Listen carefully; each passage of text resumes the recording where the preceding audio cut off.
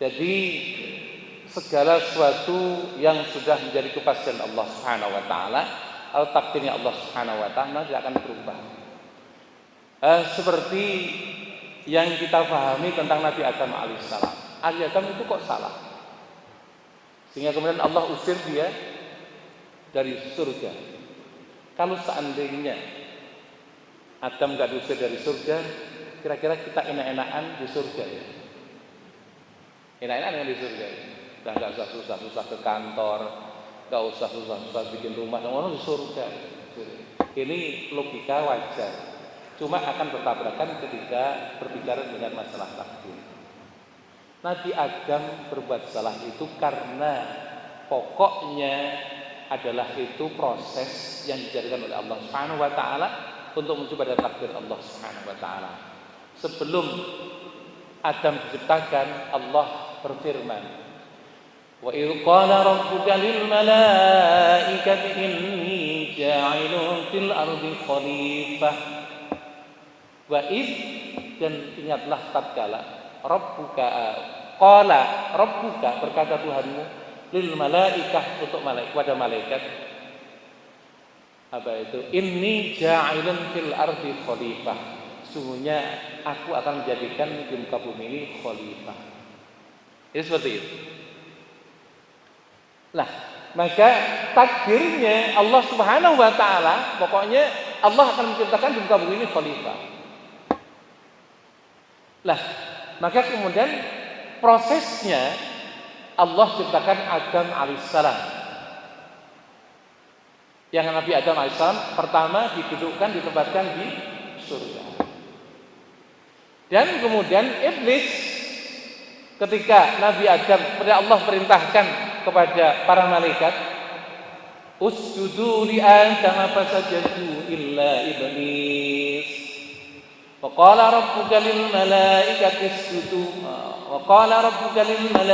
isjudu li Adam fasajadu illa iblis. Dan ingatlah ketika Tuhanmu mengatakan pada malaikat, usjudu, sujudlah kalian semuanya kepada Adam. Fasajadu, maka malaikat semuanya sujud, illa iblis, kecuali iblis. Jadi Allah mengatakan sujud kepada Adam kepada siapa? Malaikat. Malaikat semuanya sujud kepada Adam alaihissalam. Sujud ini menghormatkan dia. Illa iblis, kecuali iblis. Jadi kalimatnya iblis itu muncul di sini. Maka kemudian di kalangan para ahli tafsir, iblis itu siapa? Sebagian ahli tafsir mengatakan iblis itu asalnya dari Adam, dari malaikat. Karena kalimat awalnya adalah wa idz qala rabbuka lil malaikati isjudu li Adam. Allah mengatakan pada malaikat, usjudu, sujudlah kamu semuanya malaikat kepada Adam. Fasajadu, maka sujud semuanya, illa iblis, muncullah kecuali iblis. Nah, iblis itu menurut pendapat ini dari kalimat ablasa yublisu. Jadi kalau kita ada kan koruptor itu iblis. Artinya orang yang membangkang. Nah, ini kalimatnya dari pendapat ini, malaikat yang membangkang itu ada iblis. Kenapa seperti itu? Allah jadikan seperti itu. Lah, takdirnya kalau seperti itu. Dan nanti kemudian pendapat, kemudian silang sengketa nggak karu-karuan, tapi ini suatu yang wajar. Nah, jadi ketika kemudian Nabi Allah Subhanahu wa taala melaknat kepada iblis ini yang kemudian nggak mau sujud pada Adam, sebenarnya hakikatnya Allah sudah mentakdirkan seperti itu. Jadi tidak ada otoritas malaikat itu membangkang pada Allah tanpa perkenan Allah Subhanahu wa taala.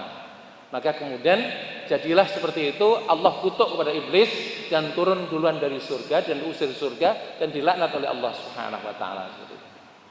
Maka kemudian lagi-lagi kemudian baru Nabi Adam digoda oleh iblis itu tadi. Dan kemudian menjadi terusirlah dia surga. Padahal Allah sudah mati. Wala taqraba hadhihi syajarah. Jangan kalian berdua mendekati ini pohon. Fatakuna minal zalimin. Kalau kalian berdua mendekati pohon ini, kalian akan termasuk orang-orang zalim. Udah Allah wanti-wanti itu. Maka kemudian fa'azallahum asy-syaitan, mengguncangkan hati kepada duanya asy-syaitan, maknanya al-iblis. fa akhrajahuma, maka kemudian keluarlah keduanya dari surga. Makanya ada agama Pak yang kemudian menyalahkan Adam, gara-gara Adam sama Hawa, ya, maka kemudian manusia keluar dari surga gara itu. Makanya kemudian ada dari pendapat itu yang mengatakan bahwa wanita itu setara dengan setan gitu. Karena yang ngajak kepada Adam untuk mendekati buah itu, pohon itu adalah istrinya. Kalau seandainya Adam, Hawa tidak merayu pada suaminya, insya Allah kita nggak usah susah-susah di dunia, enak-enak di surga. Cuma masalahnya dia nggak paham. Sunatullah itu pasti ada penjelasannya, walaupun kadang-kadang akal kita belum bisa menjangkau ke sana. Ini begini logikanya. Kalau Adam dan Hawa itu nggak turun dari surga, kira-kira ada kita nggak? Ada kita di dunia? Nggak ada. Karena apa? Di surga itu bukan tempat orang hamil. Di surga itu bukan tempat orang melahirkan. Bukan karena di sana nggak ada rumah sakit, enggak. Tapi memang secara aksiomatik seperti itu. Nah ini wilayah-wilayah takdir itu memiliki hikmah yang seperti ini. Nah sehingga kenapa iblis seperti itu kemudian dilaknat oleh Allah Subhanahu Wa Taala, bagian dari proses Allah Subhanahu Wa Taala menetapkan, karena sudah menetapkan takdirnya bahwa di bumi ini akan ada namanya khalifah. Sehingga kalau kemudian orang berbuat salah itu karena takdir Allah, tidak. Nah ini nanti akan mengembang. Menurut Ahlussunnah wal Jamaah, kalau kemudian ketika orang buat salah itu adalah karena dirinya sendiri. Tapi kalau orang berbuat baik karena apa itu pertolongan Allah Subhanahu Wa Taala, seperti itu. Nanti bahasanya akan sangat panjang pada wilayah ini. Jadi Ahlussunnah wal Jamaah kadang-kadang juga berbeda. Ada Ahlussunnah itu yang memahami dalil dari sisi harfiahnya, ada Ahlussunnah yang memahami dalil dari substansinya. Tapi ini masih masuk kategori Ahlussunnah. Seperti itu. Baik. Satu lagi.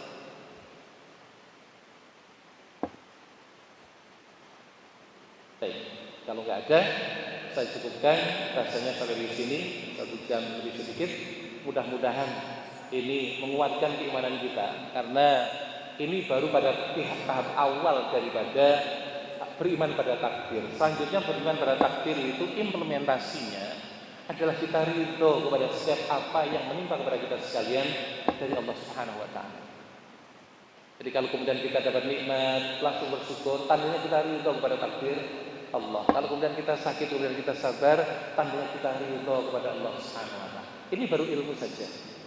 Yang penting bagi kita sekalian dalam memahami takdir secara keseluruhan adalah kita ridho kepada setiap kepastian Allah Subhanahu Wa Taala yang dipastikan atas kita sekalian.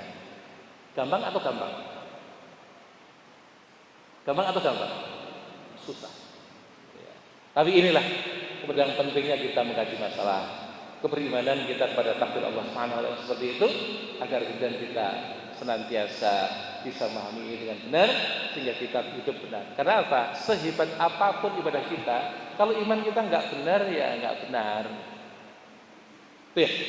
Jadi kalau kemudian sehebat apapun kualitas ibadah kita kepada Allah Subhanahu Wa Taala, kalau imannya nggak jelas ya nggak jelas juga. Maka kemudian iman ini menjadi sesuatu yang penting, dan yang memberikan ini semuanya kepada kita hanya Allah Subhanahu Wa Taala. Lagi kemudian kita bersandar pada Allah Subhanahu Wa Taala. Mudah-mudahan kita semuanya dirahmati oleh Allah Subhanahu Wa Taala, dibimbing oleh Allah Subhanahu Wa Taala, dan kemudian kita semuanya dimudahkan kepada sesuatu yang mengarahkan kepada kita sekalian, karena kita nanti akan kembali kita kepada Allah Subhanahu Wa Taala. Jadi keamanan yang ketika kita kembali kepada Allah Subhanahu Wa Taala dengan Allah sekalian, itu tanda kita mulia. Mudah-mudahan ikhtiar, usaha dalam kehidupan ini, apakah ibadah, apakah kemudian mendudukan iman, itu segala-galanya adalah wasilah yang akan menghantarkan kita kepada keselamatan kita ketika kita kembali kepada Allah yang banyak dimuliakan oleh Allah Subhanahu Wa Taala.